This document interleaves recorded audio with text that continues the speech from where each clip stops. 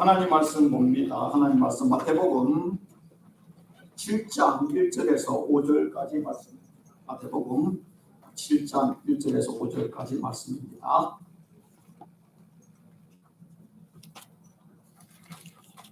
그 말씀을 제가 봉독하겠습니다.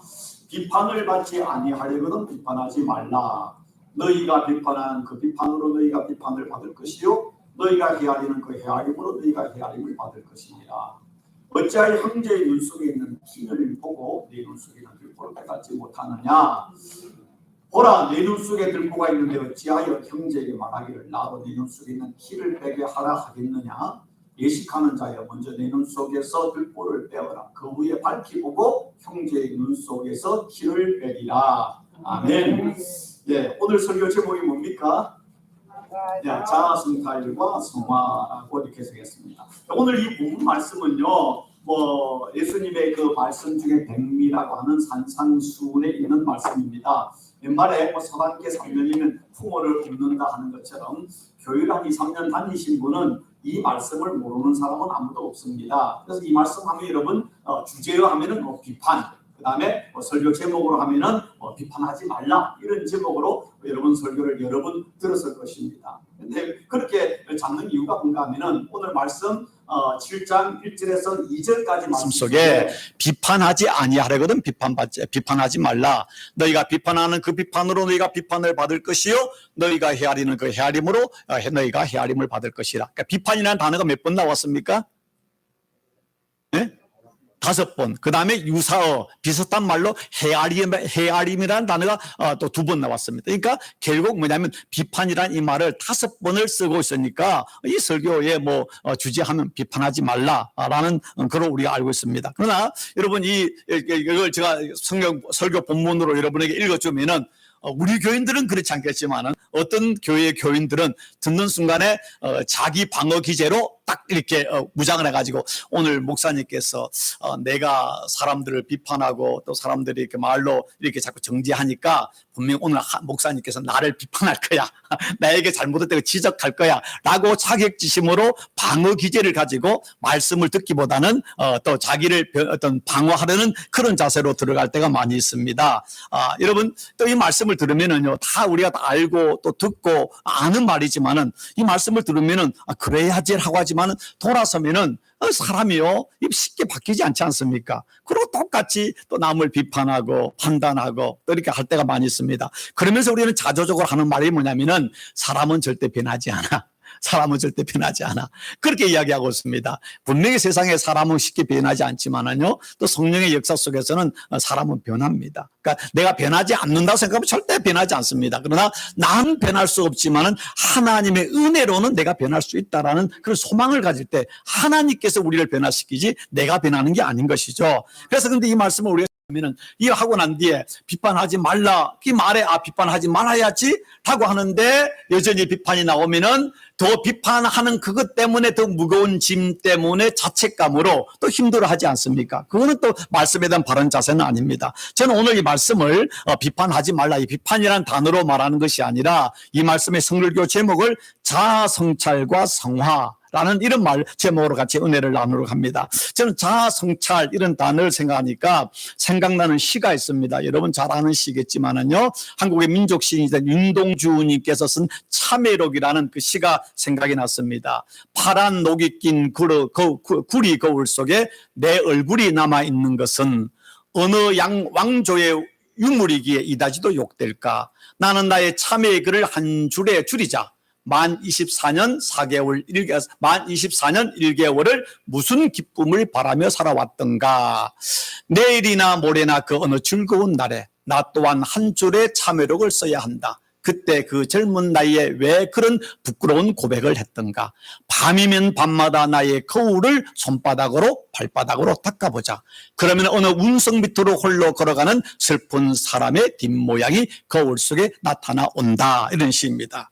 여러분 이 시는 윤동주 씨께서 거울이라는 그 매개체를 가지고 일제의 나라를 잃었던 그 망국민의 그 삶 속에서 자기 자신을 부끄러워하면서 그럼에도 불구하고 치열하게 자기를 성찰하고 또 세상과 민족과 또 하나님 앞에 부끄럽지 않게 살아가려는 어떤 몸부림의 시라고 할 수 있습니다. 근데 여기 보면은요, 밤이면 밤마다 손바닥 발바닥으로 닦아보자, 거울을 닦아보자는 단어가 나오고 있는데요, 여기 보면은 거울이라는 단어가 몇 번 나오는가 하면은 한 번, 두 번, 세 번이 나오고 있습니다. 처음 나오고 또 마지막에 나오는데, 이 거울이 무엇을 의미할까요? 바로 자기를 성찰하는 도구로, 매개체로 이야기하고 있는 것입니다.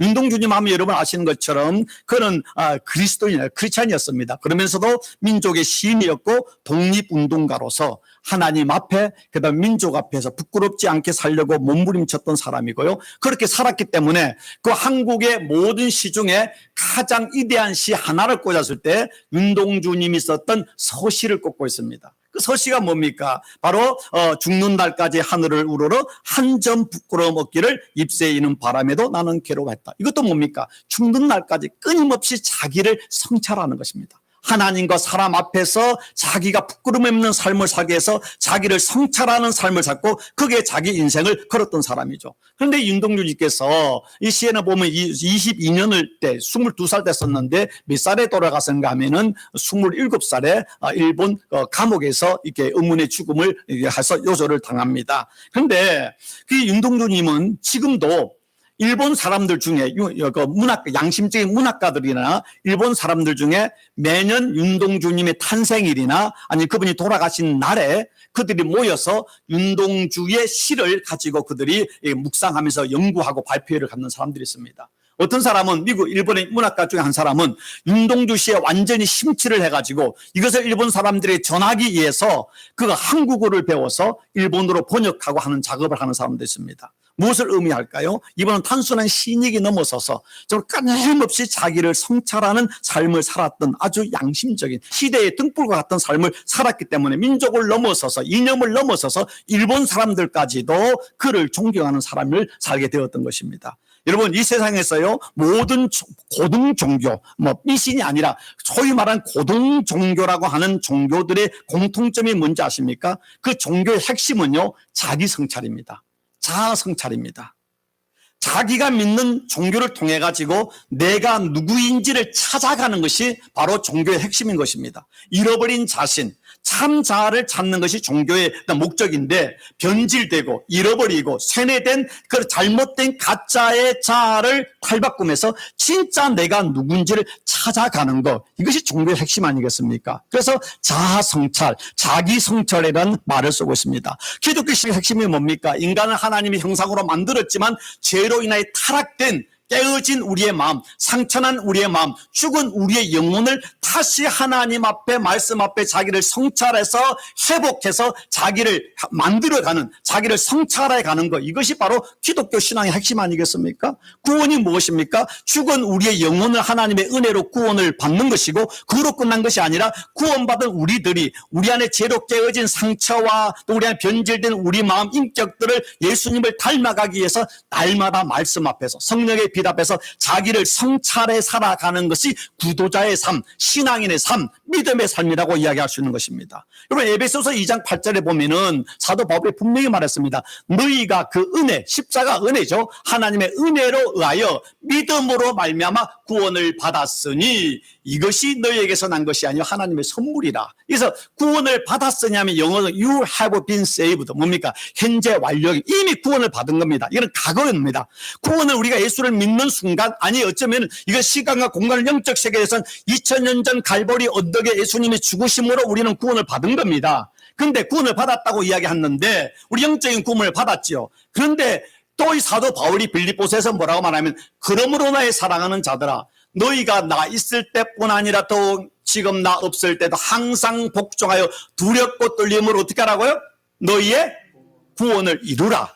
자, 앞에 에베소서에서는 우리가 믿음으로 말미암아 하나님의 은혜로 구원을 받았다라고 이야기했는데 여기에서는 항상 복종하고 두렵고 떨림으로 너희의 구원을 이루라 그랬습니다. 이 말을 공동 번역이나 보면은 여러분 자신의 구원을 위해서 힘쓰십시오. 또 새 번역과 현대 번역은 자신의 구원을 계속 이루어 가십시오. 이 말이 뭡니까? 자, 구원은요, 크게는 세 가지가 있지만 오늘 두 가지로 말하면은 예수를 믿음으로 은혜로 우리가 구원을 받았다는 것은 영적인 구원인 것입니다. 그 다음에 여기서 말하는 너희가 구원을 이루어 가라, 구원을 계속 이루어 가십시오. 이것은 무엇인가 하면 이제 구원을 받은, 영적 구원받은 우리가 우리의 정신에, 우리의 혼의 구원인 것입니다. 이걸 다른 말로 성화, sanctification이라는 것입니다.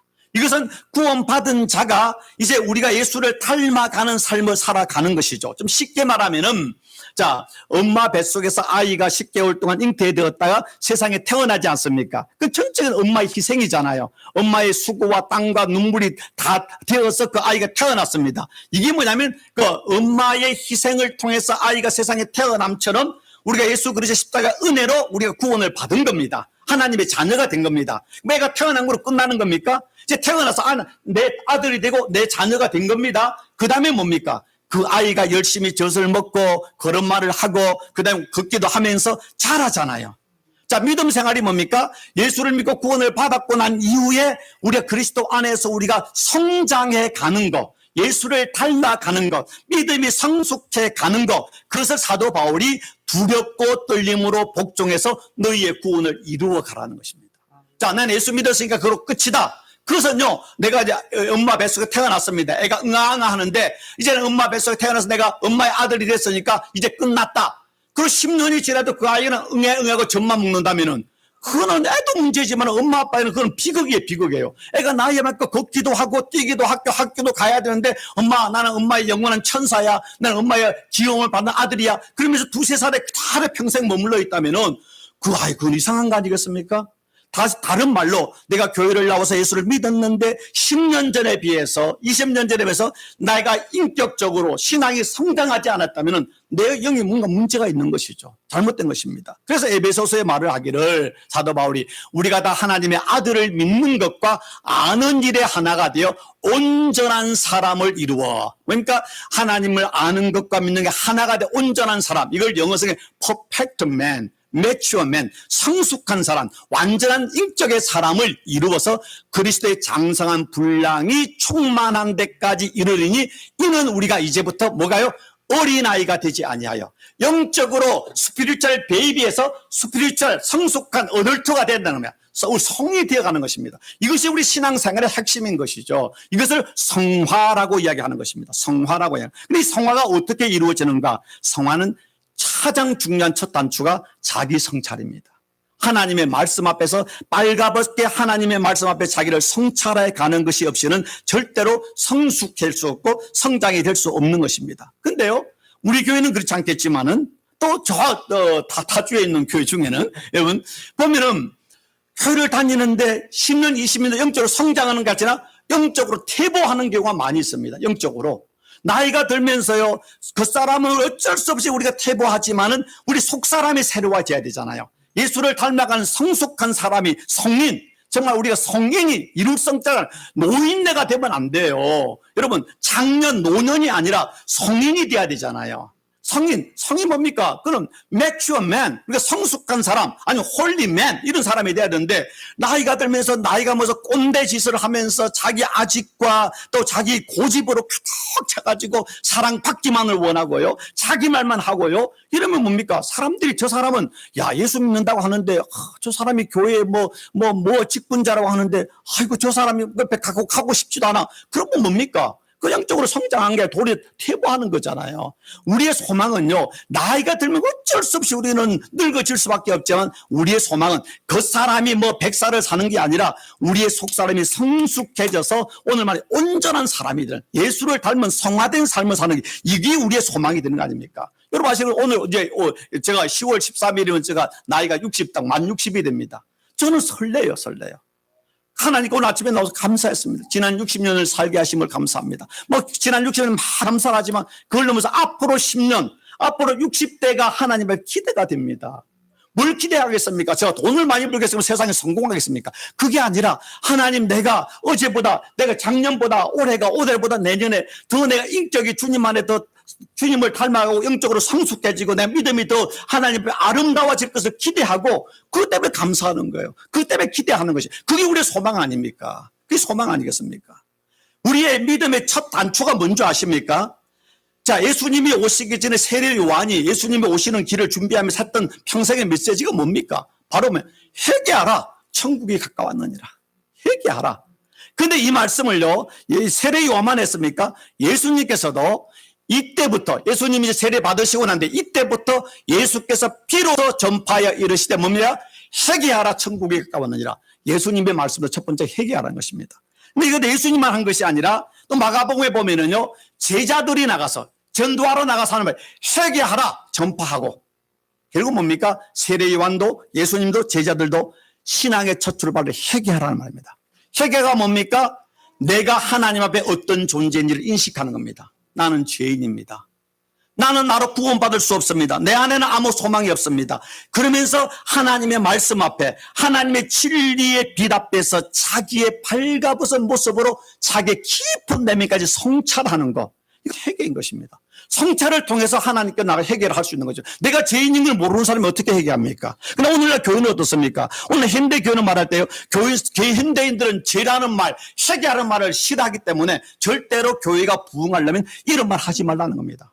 그거는 인본주의죠. 예수님이 그리 하셨고, 오늘 교회의 문제가 교인들이 많이 모이지만은 이 첫 단추, 하나님 앞에 내가 누구인가, 내가 죄인임을 날마다 인식하는 자기 성찰, 회개가 없으면은요, 우리는 꽃은 무성할 수 있을지 모르지만은 절대로 열매를 맺을 수는 없습니다.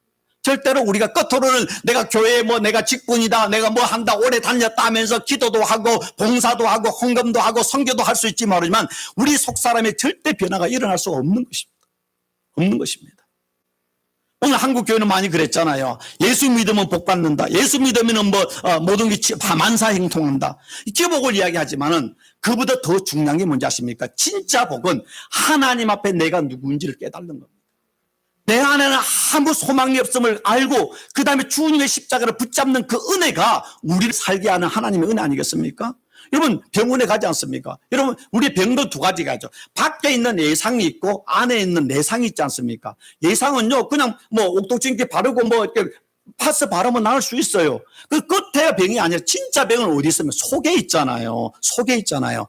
여러분 왜 정기검진을 갑니까? 정기검진 가면 엑스레이도 찍고 CT도 찍고 MRI도 하지 않습니까? CT나 MRI가 얼마나 그 무서운 그 방사선들이 나옵니까? 그거 많이 쓰면 그게 다 암덩어리 만드는 거예요. 그럼에도 불구하고 돈을 수백 불을 주면서 한 달, 두 달 걸려가지고 CT를 또 MRI를 찍는 이유가 뭡니까? 내가 보이지 않는 내 속에 있는 무서운 질병이 있는가? 내 안에 암덩어리가 있는가? 그걸 발견하기 위한 것이잖아요.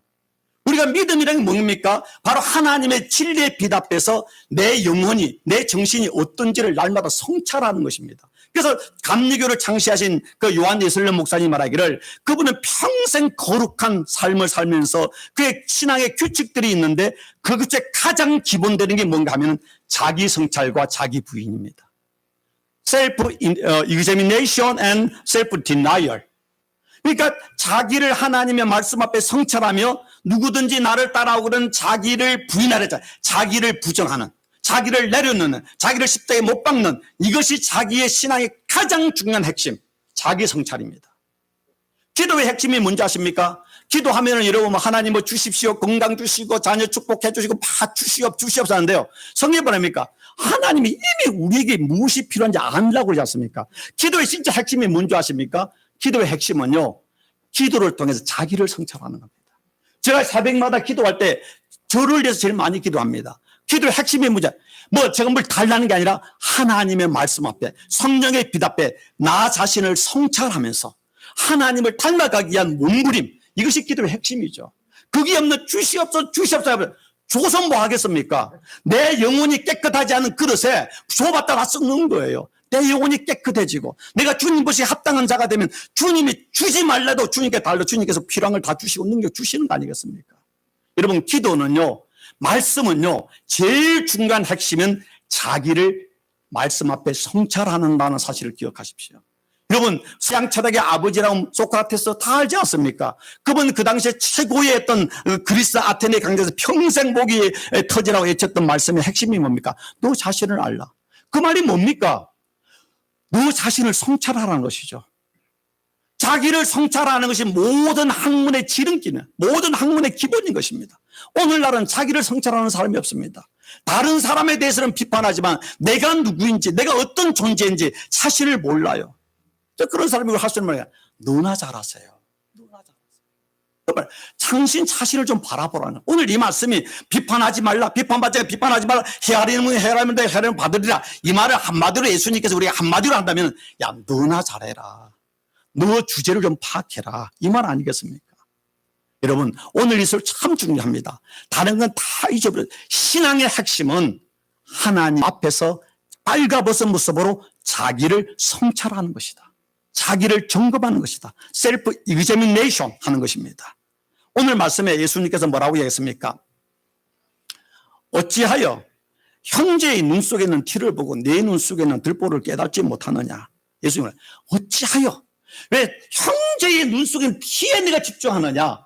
너 자신에게 있는 들보를 보기 위해서 자기를 성찰하지 못하느냐. 왜 너 자신을 알지 못하느냐. 보라, 내 눈 속에 들보가 있는데 어찌하여 형제에게 말하기를 나로 내 눈 속에 티를 빼게 하랴. 다 우리가 다른 사람들의 잘못이나 단점이나 실수들은 귀신같이 알아요. 너무너무 잘 알아요. 하나님보다 더 잘 아는 것 같아. 그런데 자기 자신에 대해서는요, 너무너무 몰라요. 너무너무 몰라요. 그거는요, 교회 다니는 사람도 일반, 어쩌면 교회 다니는 사람들이 더 세상 사람들보다 더 모를지 모르겠습니다. 다 하나님의 은혜라는 말 안에 다 퉁쳐버리고, 하나님 앞에 회개한다는 말로 다 퉁쳐버리고, 나는 거룩한 성도라고 착각하고서는 이선자일지도 모르겠습니다. 예식하는 자여, 그 다음에 예식하는 자여, 나로 내 눈 속에는 티를 빼게 하라. 예식하는 자에 먼저 내 눈 속에 들보를 빼라. 그 후에 밝히 보고 형제의 눈 속에 티를 빼리라 라고 이야기하고 있습니다. 여기서 어찌하여 말을 예수님이 두 번이나 하고 있습니다. 뭡니까? 어떻게 그럴 수가 있느냐. 네가 예수 믿는다고 하면서, 하나님 믿는다고 하면서, 왜 다른 사람의 눈 속에 있는 티를 그렇게 귀신같이 보면서 내 안에 있는 내 연약함과 상처와 문제와 단점과 허물과 내 그 어떤 속거든 그 안에 있는 그 모든 어떤 상처의 쓴뿌리들은 보지를 못하는 네가 환자인 것을, 네가 지금 하나님의 은혜가 아니면은 안 되는 너 자신을 왜 보지 못하고 타칭 너는 의사인 것처럼, 너는 완전한 것처럼 착각하고 살아가느냐라고 이야기하고 있는 거 아니십니까? 그래서 예식하는 자의 이 말이 뭡니까? 이선자야, 이선자. 겉으로는 정말로 화려하고 아름다워 보이고 뭐 종교인 같지만 네 속을 가만히 한번 봐라. 얼마나 음탕하고 욕심으로 가득 차고 자기 욕망과 세속적인 욕망으로 가득 차 있는지 자기를 보라는 거죠. 그래서 유대인들을 향해서 이 말은요, 가장 무서운 욕이었습니다. 예식하는 자, 이식하는 자. 근데 여러분 아시지 않습니까? 우리 자녀들, 미국에 사는 우리 한인 자녀들이, 여러분들은 아니기를 바랍니다. 자녀들이 부모들, 자기들을 위해서 미국 와서 죽도록 고생해서 좋은 학교 보내고 희생한 그 부모들에 대해서 제일 많이 쓰는 단어가 뭔지 아십니까?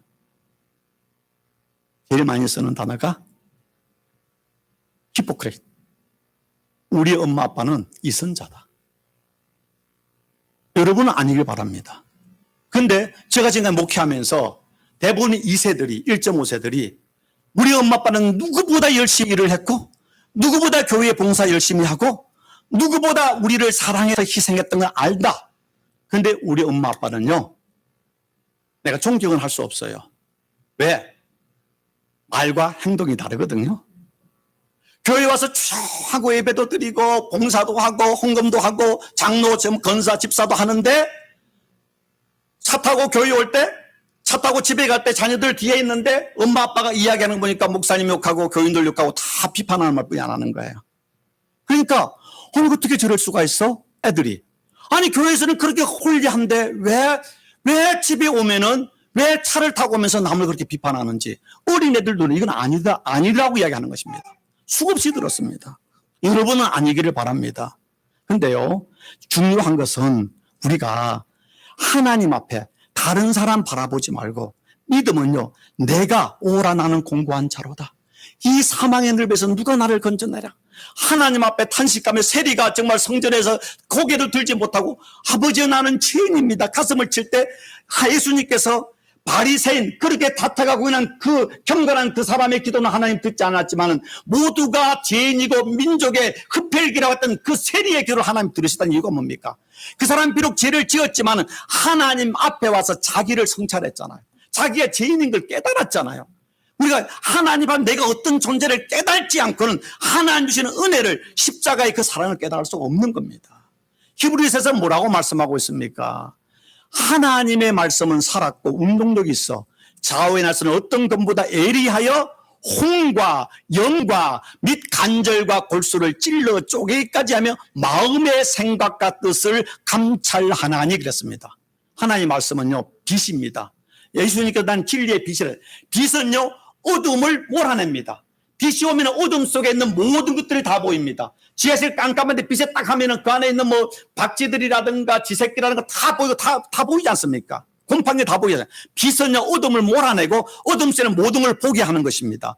예수님은 진리의 빛으로 오셨고 바로 말씀이 바로 예수님이신데 그 말씀은 좌우에 나서 어떤 것보다 이래 우리 혼, 정신, 우리 영, 우리 영혼, 그 다음에 간절 가서 우리 육신까지 찔러 쪼개기까지 하며 마음의 생각과 뜻, 우리가 말을 하지만 그 말 깊은 속에는 우리 의도까지도 다 감찰하시는 겁니다.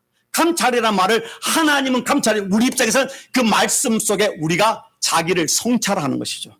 말씀 앞에, 정말 말씀 앞에 정직하게. 그래서 이 말씀 뒤에 나오는 말씀이 뭔가 하면, 그 다음에 이어서 하는 말이 뭔가 하면은 이 말씀의 뒤에서 말하기를, 그 다음에 지으신 것이 하나라도 그 앞에 나타나지 않음이 없고 오직 만물이 우리를 상관하신 자의 눈앞에 벌거벗은 것 같이 드러나느니라. 여러분 수술하려면은요 아무리 요조숙녀 미스 코리아 출신도요 빨가벗어야 돼요. 그렇지 않습니까? 빨가벗지 않으면 수술을 못해요. 하나님의 말씀 앞에 우리의 영과 혼과 육이 완전히 빨가벗으면서 주님의 그 말씀의 진리의 빛으로 우리는 머리도 발끝까지 스캔을 해서 날마다 그 앞에 내가 어떤 존재인지, 어디가 병이 있는지, 어디가 문제가 있는지, 어디가 상처가 있는지 말씀 앞에 자기를 성찰할 때 그때 하나님의 진리의 빛이 우리를 스캔할 뿐만 아니라 그 치료하는 강선을 바라셔서 우리 안을 치료하시고 회복하시는 거 아니겠습니까? 이 말씀의 능력이에요. 하나님 앞에 나올 때 하나님 앞에 고상하게 옷 입고 요조 숙녀처럼 나와가지고 아이고 나는 부끄러워야 하고 하나님께 자기를 노출하지 않으면 하나님 절대 치료할 수 없는 겁니다. 치료를 못하는 겁니다. 기억하십시오. 진짜 믿음은요 하나님 앞에 발가벗는 겁니다. 내가 이런 사람입니다. 정직하게 겸손하게 솔직하게 나가는 것이죠. 바로 나를 아는 사람은요 하나님을 아는 사람입니다.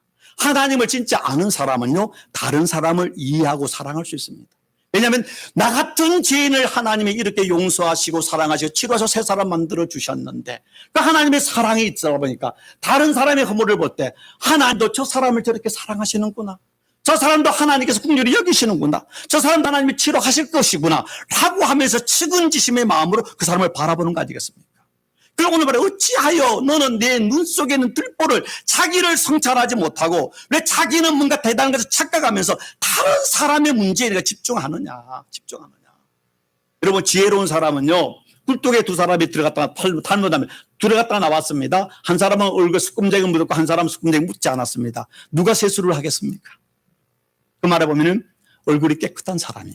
왜습니까? 상대를 보면서 자기도 더러운 줄 알고 찍는다는 겁니다. 그러나 수금쟁이는 자기는 옆에 사람 보고 안 묻어 자기도 안 묻어죠? 안 씻는다는 것입니다. 지혜로운 사람은 상대의 약점이나 실수를 보면서 내 안에도 저런 모습이 있는데 나도 저렇게 살았는데 나도 저런 실수를 할 수 있는데 그리고 마음속으로 하나님 시험에 들지 말게 하시고 악에서 구원하시고 저런 잘못을 범하지 않는 내게 지혜와 믿음을 다하여 주옵소서.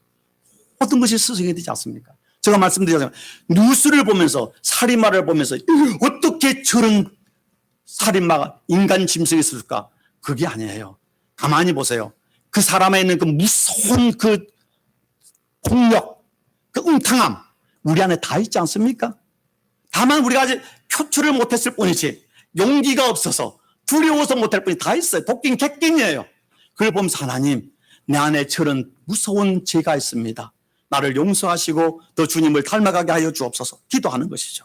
여러분 자타가 공인하는 바리새인들 서기관들 바리새인들은 가장 경건해서 일주일에 2번을 금식하고 뭐 안식일은 목숨을 걸고 11조를 들 때 박하와 채소까지도 11조를 들 만큼 했잖아요. 서기관들은 구약의 율법을 다 암송했던 사람들입니다. 그런데 그렇게 존경받은 종교 최고 경건한 사람들인데 예수님이 뭐라고 했습니까? 화 있을진저 예식하는 서기관들과 바리사리인들이여 해칠한 무덤 같으니 겉으로는 아름답게 보이나 그 안엔 죽은 사람의 뼈와 모든 더러운 것이 가득하도다. 해칠한 무덤. 겉은 아름답습니다. 안에는 썩어 문드러지고 막 그 안에 구더기들이 기어다니지 않습니까? 지금 그 유대교에서 가장 존경받고 경건하다는 서기관과 바리새인을 향해서 예수님께서 무서운 공격을 하고 있는 겁니다. 오늘 주님께서 우리 교회에 오신다면은 오늘 주님께서 우리를 바라보면서 야, 예식하는 박종식 목사야, 내 영혼은 내 정신은 해칠한 무덤 같다. 겉으로는 뭐 고상해 보이고 양복 입고 넥타이 해가지고 성도들에게 뭐 더 말씀을 전하지만은 네 안에는 죽은 뼈와 더러운 것으로 가득했다. 너 주제나 좀 알아라. 너 자신이나 좀 뚫어보라. 하나님께서 그렇게 말씀하는 말씀 아니겠습니까?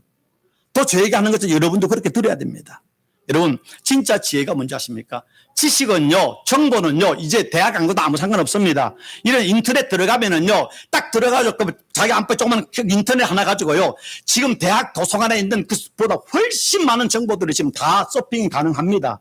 이제 지식 정보의 세대는 아닙니다. 앞으로는요, 외국어도 안 배워도 되는 시대가 옵니다. 이제는 앞으로 동시 통역되면은요, 여러분 예형 가가지고 딱 핸드폰 떼놓고 내가 말을 하면 바로 자동으로 딱 번역돼 다 나오는 시대거든요. 이제 지식 정보가 아니라 앞으로의 중요한 문제, 지혜의 시대입니다. 그 어떤 인공지능이, 그 어떤 컴퓨터도 인간에게 지혜는 가르치지 않습니다. 지혜는 말씀 안에 있는 거잖아요. 예수님 안에 있는 거잖아요. 앞으로의 인생의 승부는요, 지식이 아니라 지혜의 시대입니다. 아무리 지식이 발달해도 인간의 구원을, 인간의 행복을, 인간의 평안을 줄 수 없는 것입니다. 어째 하나님께로부터 오는 거잖아요. 그런데 이런 성경에 보면은요, 베드로 하면은 무식한 사람으로 알고 있지 않습니까? 갈릴리 어부였습니다. 그래서 사도행전 4장에 보면 이렇게 이야기하고 있습니다. 저희가 베드로와 요한이 기탄 없이 말함을 보고 유대인들이, 지금 대제사장이 그 본래 학문 없는 범인으로 알았다가 이상히 여기며, 이 말을요, 다른 공동 번역에 보니까 이렇게 씁니다. 이건 안 맞네.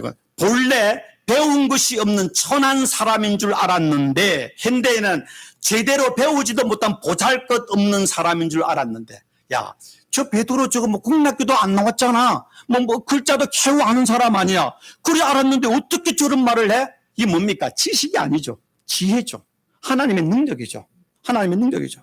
근데 이 베드로가 이렇게 어부고 무식한 사람이었는데 그 12명의 제자 중에 그 수제자가 될 수 있었고, 정말 지금 천주교에서는 이 베드로가 로마 그 교황청의 초대 교황으로 숭배하잖아요. 그만큼 대단한 사람입니다. 그런데 베드로의 이대함이 어디 있는지 아십니까? 성경 복음서에 보면은요, 예수님께서 갈릴리 호수에 와서 무리들에게 말씀을 전하는데, 그런데 배가 있는 베드로의 배에 올라가서 말씀을 전했습니다. 말씀을 전하고 나서 베드로에게 말하게, 야, 베드로야, 야, 고기 잡으러 가자. 베드로가 말하게, 선생님, 지난밤에 밤새 고기를 잡는데 한 마리도 못 잡았습니다.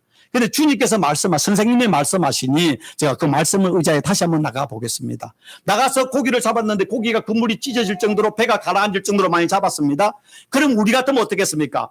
저분 저 선생, 저 목수 아들인 줄 알았더만 저 대단하네. 저 사람하고 통화하면 갑부 되겠네? 그럼 뭐겠어요? 제야죠. 선생님, 제가 선생님 제자 되겠습니다. 우리 같이 동업해서 갈릴리 호수에 있는 모든 고기를 다 잡아서 우리 부자 됩시다. 절대 내가 주님 배반하지 않겠습니다. 이게 우리 생각 아닙니까? 그런데 베드로는 뭐라고 말하는지 아십니까? 고기를 잡고 난 뒤에 하는 말이, 시몬 베드로가 이를 보고 고기가 많이 잡은 걸 보고 무릎을 꿇어 아래 엎드려 가로되, 주여 나를 떠나소서, 나는 죄인이로소이다. 뭡니까? 비록 배우지 못한 어부였지만은 그 기적을 통해서 그 하나님 앞에 자기를 성찰하는 겁니다. 자기가 죄인인 것을 발견합니다. 더 주님의 바지가랑이를 잡아야 되는데 나는 도저히 주님을 나는 내 옆에서 내 눈물을 들어 볼 수도 없는 죄인입니다. 나를 떠나소서. 감당치 못합니다. 이런 자기를 성찰할 수 있는 지혜가 있었기 때문에 비록 베드로가 주님을 부인하고 저주까지 했지만 그는 다시 돌아와서 주님의 제자로서 마지막 십자가에 거꾸로 달려 죽기까지 충성할 수 있는 믿음의 사람, 이대한 인생을 사는 겁니다. 그리고 바울이랑 하면은요, 그가 예수 믿기 전에 교회를 핍박하고 스데반을 죽이는데 앞장선 사람이고 정말 찬악한 사람인데 그가 예수를 믿고 난 뒤에 그가 바뀌었잖아요. 근데 베드로가요, 바로 바울이 그가 그 다메섹 도사님이 소경을 만들었잖아요. 그는 그 전에 눈이 정말 좋았습니다.